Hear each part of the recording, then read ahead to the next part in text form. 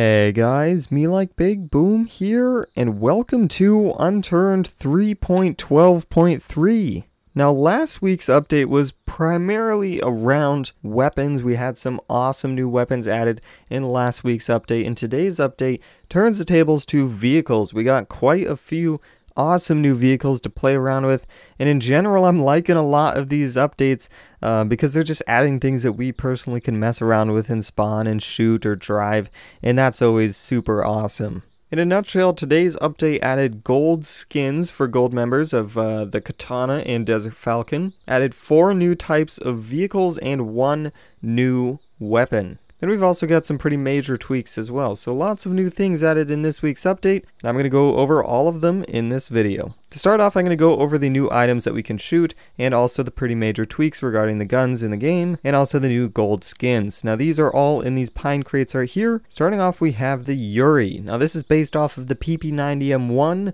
A lot of us, including me, probably remember this from MW3. I originally thought that this was based off of the Bison, but if you look closer and we inspect this, it doesn't have the little 3 holes above the magazine right there. Either way, whether it's a Bison or a PP90M1, they're both of Russian origin, so that means that this is a Ranger weapon. It allows 3 different kinds of attachments: sight, tactical, and barrel, and the only type of barrel attachment that you can put on there is a Ranger suppressor. It has 64 rounds to a magazine, a whole lot. And if you'd like to refill those magazines, you're going to need Ranger ammunition boxes, so you're going to have to venture off into the bunker, or in the sunken submarine, or in the crashed ships around all of PEI. In general, the YURI is a pretty low-powered but very high rate of fire submachine gun that's very versatile, and you can run around with it super quickly. I personally am definitely going to use this a lot in some PvP servers just because it shoots so fast. Same with the P90, it's just so fun to use. So I'm going to shoot it at this tree, why not? And I'll show you its fire rate with nothing on it, and then we'll add in some adaptive chambering and other various attachments to show you what it's like with that. So, here we go. 64 rounds into a birch tree. I'm going to not move the mouse. I'm not going to attempt to adjust the recoil. So it looks like it wants to go to the right a little bit, and we already reached the surface before we could... Oh wow, this is nice. Wow, well that was fast. Anyway, we already reached perfectly vertical before we could fire off all 64 rounds. When it comes to actually managing this recoil, it's actually not half bad. As you can see, I'm able to keep all these shots. It's very consistent, I should say. It's not all random. It all kind of just wants to go in that direction when you shoot it. And as a result, it's pretty manageable, actually. With the attachments on them, the adaptive chambering, we'll put on a Ranger suppressor and a regular red dot sight. Let's see how fast it shoots now. This is just comical, dude. I ran out of room on my mouse pad. I moved my mouse down onto my table rather than on the mouse pad to compensate for that recoil. I'm going to listen to what it sounds like without the Ranger suppressor real quick. Oh, Jesus. It has a lot more recoil without the suppressor. Oh my god.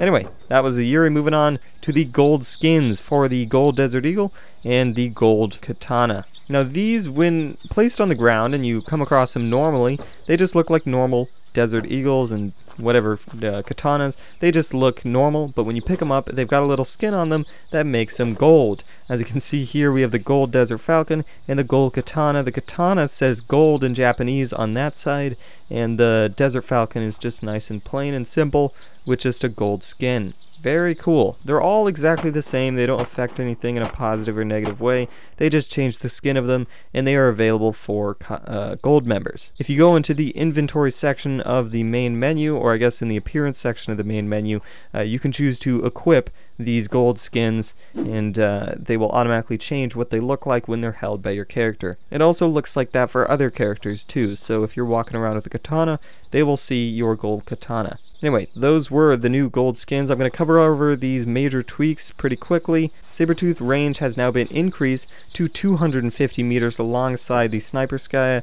The Kreiskorek or Chris-Karek now supports Ranger suppressors, so we can go in all sneaky.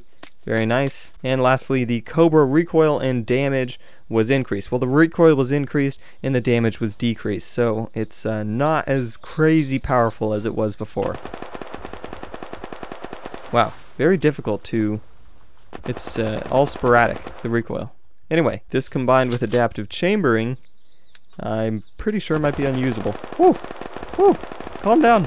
Yep, it's definitely just confined to a close-range weapon at this point. Anyway, those were the pretty major tweaks. There were also some minor ones, but if you guys like to check those out, they will be in the description down below. But moving on, we now have the vehicles, the long-awaited vehicles. Starting off, we have the bus. This is my favorite of all the vehicles that were added in today's update, mostly because we've never had anything of this size and shape before added into Unturned. It's very unique. On the inside, this is where it's very interesting. It actually has kind of a tricked out interior. It's got dividers between the seat sections and the front entrance and exit of the bus. We've also got little yellow bars that people can stand up on, although they are not used. They aren't considered as seats, I suppose, those yellow bars.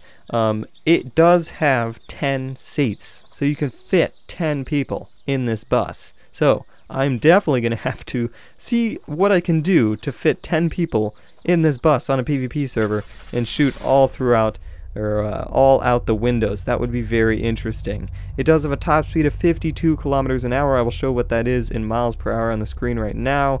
And as you can see, I would show you. I would press F2 and F3 and go through all the seats. You're just gonna have to take my word for it, because some of my F keys are in charge of the recording process, and I just attempted to record this video before, and I may or may not have accidentally stopped the recording when I was trying to go through all the seats, showing you guys like F1 and F2 and all that stuff, so I'm just gonna not do that. Next up, we have the military jeeps. This also comes in desert as well as forest, but these are very fun. They're definitely not as good as a Humvee, I'll tell you that. They make your character more exposed, and I don't think they have as much armor when compared to the Humvee, but they are a very fun medium range, or medium quality, I suppose, medium practicality, just kind of a decent military vehicle. Supports 4 seats, just about expected, and on the front it looks just like a regular Jeep, except it's got the open door and the open roof. Very cool.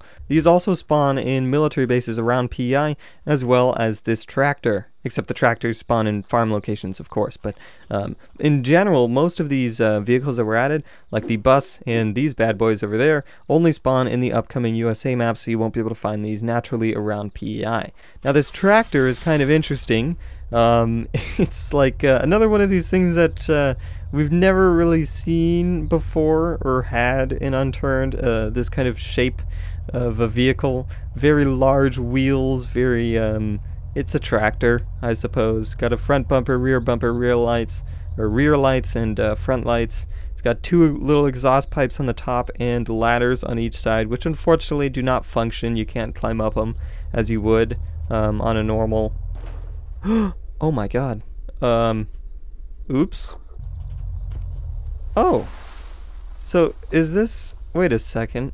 Alright, well, anyway, that was the tractor. Looks like it does a very good job at plowing down things. So maybe, if you come across a base, just get in your tractor and just ram into it, and you'll blow a little hole in the side of the base, and you'll be able to break inside. Anyway, that's the tractor. 1-seater, very slow, not practical in any sort of sense. But it does get you from point A to point B. Hopefully point B is another vehicle for you to get into. Next, we have the race cars. These are very, very, very interesting. Now, as I said earlier, you cannot find these naturally around PEI, but they will spawn, or hopefully will spawn, in the upcoming USA map. Hopefully there'll be a little racetrack for us to race these around. I wouldn't imagine they'd be added just to spawn in someone's garage. These are Indy cars, or whatever, the Formula 1 racers. There's a technical term or differences between Formula 1 and Indy racers, and I'm probably going to get bashed on for it, but they're just either one of the two. They come in all sorts of different colors. These are just 3 different examples. They come in like the black, white, orange, yellow, green, red, all that stuff, purple, and they cover the IDs of 77 to 84, so if you want to try out all the different colors.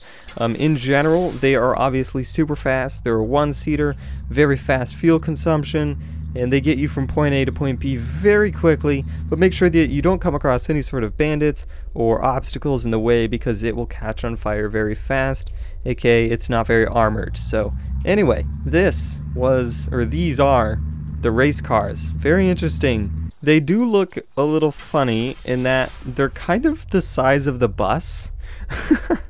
Like, look at that. That's definitely not right. I think they would look a little bit better if the sides right there were a little thinner, and if it was just flatter, then it would look a little better. Right now they're just a little funny looking, but some tweaks and these will be looking fantastic, as well as go very fast, and we will definitely have to drive those around the racetrack in the upcoming USA map.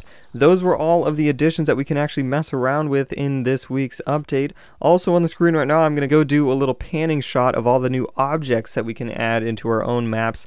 You can kind of see what they are in general just by giving them a quick look. Currently we can put them in our own little custom maps, but primarily the reason why they were added was because they're going to be used in the upcoming USA map. Hopefully that will come next week or maybe the week after, we don't know, but I'm definitely liking how these items are added beforehand and how we can mess around with us to keep us occupied while the map is being made. There were also tons of new improvements and fixes and tweaks. I covered the major ones, but there are still some minor ones that are worth checking out. If you guys like to check those out, as always, I will put the full update post in the description down below. Thank you guys so much for watching. Make sure to rate, comment, subscribe, and do all that gibberish, because MeLikeBigBoom is out.